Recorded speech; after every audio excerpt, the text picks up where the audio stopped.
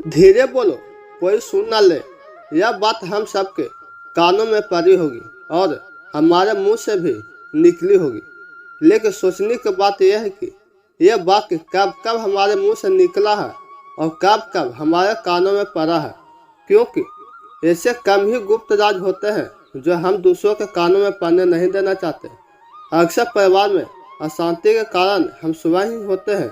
हम इस बात को देख पाए या न देख पाए, पर यह सत्य है, क्योंकि जाने अनजाने मुक्तावश हम खुद ही अपनी वो बातें दूसरों को बता देते हैं जो हमें कभी नहीं बतानी चाहिए। इसलिए आज की जो बहुत कहानी मैं आपको सुनाने वाला हूँ, उसे सुनने के बाद आपको 7 ऐसी बातें पता चलेगी जो आपको कभी किसी को नहीं बतानी चाहिए। और क्यों नहीं बतानी चाहिए थी, इसके पीछे का तर्क भी मैं आपको बताऊंगा। और ये 7 बातों के अलावा अगर आपको कोई लगता है कि कोई ऐसी बात है जो मुझे छूट गई या मैं नहीं बता पाया, तो कमेंट सेक्शन में जाकर जरूर बताना। इससे पहले कि आप इस बहुत कहानी में खो जाएं, इस चैनल को सब्सक्राइब और लाइक जरूर करें। तो चलिए कहानी शुरू करते हैं। एक समय की बात है, एक नगर में राजेश नाम का युवक रहता था। वो युवक बहुत गरीब था। 2 वक्त की दाल रोटी भी बड़ी मुश्किल से उसको नसीब होते थे। किसी काम की तलाश में दिन रात खोज करने पर भी उसे कोई काम नहीं मिलता था। फिर एक दिन उसने अपनी पत्नी के सामने अपनी सारी समस्या बता दी।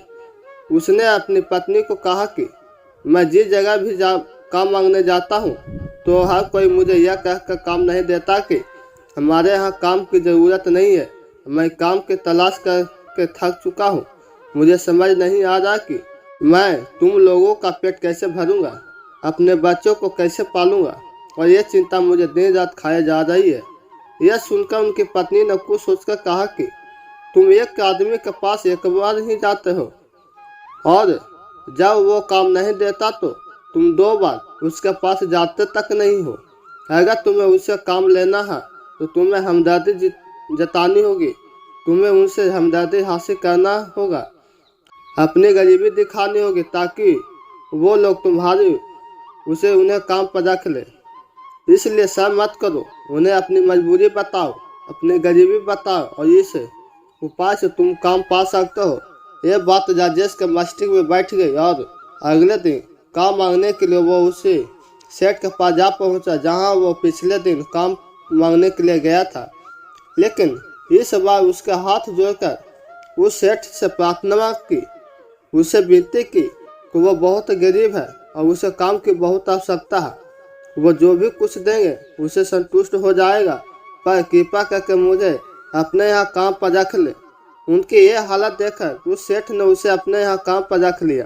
वो रोज वहाँ पर काम पर जाने लगा। अंदर ही अंदर वो खुश तो था कि उसे काम मिला है, लेकिन उसे वेतन दूसरे लोगों से कम मिलता था। वही काम जो दूसरे लोग कर रहे थे उन्हें ज़्यादा वेतन मिल रहा था और इसको कम वेतन मिल रहा था। जब इन बारे में उसने अपने सेठ से कहा तो सेठ ने कहा कि देखो भाई, तुम्हें काम की ज़रूरत थी, मैंने तुम्हें काम दिया।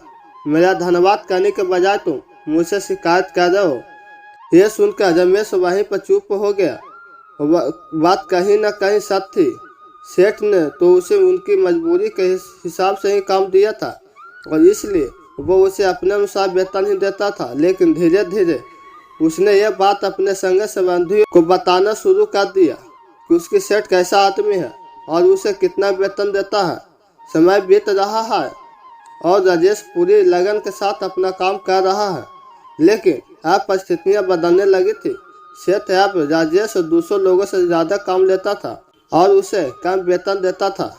यह बात राजेश के मन में बहुत खलती थी कि वो दूसरे से ज़्यादा मेहनत करता है और उसके कम वेतन पा रहा है। इससे उनके आत्मसम्मान को बहुत गहरी चोट पहुंची। वह धीरे धीरे उसका मन अपने काम से हटने लगा। उसका मन काम में नहीं लगने लगा था। जाहिर सी बात है कि ऐसी जगह जिसका मन लगेगा जहां आदमी को अपने आत्मसम्मान के साथ समझौता नहीं करना पड़े। इससे जल्द ही उसने अपना काम छोड़ दिया और वो घर पर खाली बैठ गया। अब उसके पास घर का खर्चा चलाने के लिए भी पैसे नहीं थे, इसलिए उसने अपने संगी साथियों और अपने दोस्तों से सहायता मांगना शुरू की। लेकिन उसके दोस्त उसके सामने तो उसे दया दिखाते थे, उसे दिलासा देते थे, लेकिन पीछे से उसका मजाक उड़ाते थे। और वह कहते हैं कि कितना बेवकूफ़ है, सेठ ने इतना काम लिया और बेचारों को पैसे भी नहीं दिए। अरे हम इसको पैसे दे दे तो ये कल हमारा भी पैसा नहीं वापस कर पाएगा। इसकी ऐसी हालत है, काम तो इसके पास कुछ है नहीं, पैसा कहाँ से ला के देगा। और राजेश की हालत दिन पर दिन खराब होने लगी। अब वो दिन रात तनाव में रहने लगा। एक दिन उसे पता चला कि पड़ोस के गांव में एक बौद्ध भिक्षु आए हुए हैं जो बहुत ही ज्ञानी है। राजेश इतना तनाव में था कि उसे कोई रास्ता नजर ही नहीं आया। इस वह भिक्षु के पैरों में गिरकर रोने लगा। वो रोते उन्हें सारी परिस्थिति बताया कि किस तरह उसे सेठ ने उसका फायदा उठाया और उसके संगे संबंधी उसके साथ कैसा व्यवहार करते हैं। सारी बातें सुनकर बौद्ध भिक्षु ने उसे चुप कराते हुए कहा कि बेटा, ये सारी समस्याएं तुम्हारी बुद्धिहीनता, तुम्हारी मूर्खता के कारण उत्पन्न हुई है। अगर तुम्हारे अंदर विवेक होता तो इनमें से एक भी समस्या तुम्हारे मन की दुख नहीं कर सकती थी, लेकिन तुमने अपने विवेक के कारण, अपना मूर्खता के कारण खुद ही अपने रास्तों में कांटे बिछा दिए। आज मैं तुम्हें 7 ऐसी बातें बता रहा हूँ जो भूलकर भी किसी को मत बताना, और इन बातों के अनुसार मिलने वाले दुखों को दूर कर भी सकते हो। जो बेवजह दुनिया की वजह से तुम्हारे अंदर पनपे हैं, अपनी बात को किसी को नहीं बतानी चाहिए। अपनी मजबूरी का दिखावा करके दूसरों का दया पात्र बनकर उसकी सहायता लेने की गलती कभी नहीं करनी चाहिए। हो सकता है कि आज वो तुम्हारी मजबूरी देखकर तुम्हारी सहायता कर दे, लेकिन कल वो तुम्हारा फायदा उठाने से भी नहीं चूकेगा। और अगर फायदा भी नहीं उठाया तो दूसरों के सामने तुम्हारा मजाक बनाने में वो आदमी कभी नहीं चूकेगा। इसलिए कभी भी अपनी मजबूरी का दिखावा मत करो। अगर घर में 2 रोटी है, सूखी रोटी है तो वहीं खा के सो जा, लेकिन दूसरों को इसके बारे में भनक तक नहीं लगनी चाहिए। जरा आप खुद सोचो, मजबूरी बताने का क्या मतलब होता है। एक इंसान या तो दूसरों से सहानुभूति हासिल करना चाहता है या उसे कोई आर्थिक मदद चाहता है, लेकिन अगर दोनों की परिस्थितियाँ आप देखेंगे तो दूसरा आदमी आपका फायदा उठाने से नहीं चूकेगा। अगर वो फायदा नहीं उठाया तो अपनी नज़र में वो आपको मूर्ख ही समझेगा, बेवकूफ़ समझेगा और दूसरों के सामने आपका मजाक तो जरूर बनाएगा। इसे अपनी मजबूरी के बारे में किसी को मत बताना। दूसरी बात जो किसी को नहीं बतानी चाहिए वो है अपनी अतीत की गलतियां और भविष्य की रणनीतियां। जरा सोचो कि अगर हम अपने अतीत की गलतियां किसी दूसरों को बताते हैं तो उसका क्या प्रभाव होगा। वो गलतियां ठीक तो नहीं हो जा सकती है, जाहिर है, तो उन्हें बताने का क्या मतलब रह जाता है। आप अपने अंधेरे पक्ष को खुद दुनिया के सामने बता रहे हो, खुद अपनी गलतियां दूसरे के सामने बता दो। उससे उस आदमी के नज़र में आपके एक चरित्र गठित हो जाएगा और वो भविष्य में हमेशा उस नज़रिए से देखेगा। इससे किसी के नज़रों में अपना चरित्र खराब मत करो। तीसरी बात जो किसी को नहीं बतानी चाहिए वो है अपने घर की बातें।